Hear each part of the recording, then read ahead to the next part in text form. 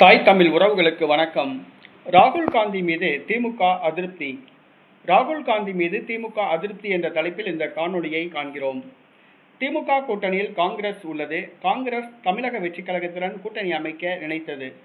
ஆனால் செல்வ பெருந்தகையின் அழுத்தத்தால் திமுகவுடன் கூட்டணி வைத்து தேர்தலை சந்திக்கிறது. தற்பொழுது தமிழ்நாட்டோடு சேர்த்து புதுச்சேரி, கேரளா, அசாம், மேற்கு வங்காளம் ஆகிய மாநிலங்களுக்கு தேர்தல் நடைபெறுகிறது.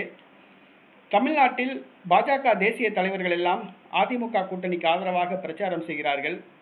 ஆனால் திமுக கூட்டணியில் காங்கிரஸ் தேசிய தலைவர்கள் தமிழ்நாட்டு பக்கம் எட்டி பார்க்கவில்லை. புதுச்சேரி, கேரளா, அசாம், மேற்கு வங்காளம் ஆகிய மாநிலங்களில் பிரச்சாரம் செய்கிறார்கள்.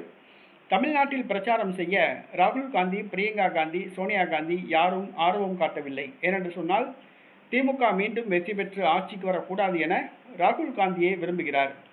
தமிழ்நாட்டுக்கு பிரச்சாரம் செய்ய வர சொல்லி ராகுல் காந்தியை எவ்வளவோ காங்கிரஸ் கட்சியினர் கேட்டு பார்த்தனர். ஆனால் ராகுல் காந்தி பதில் சொல்லவில்லை.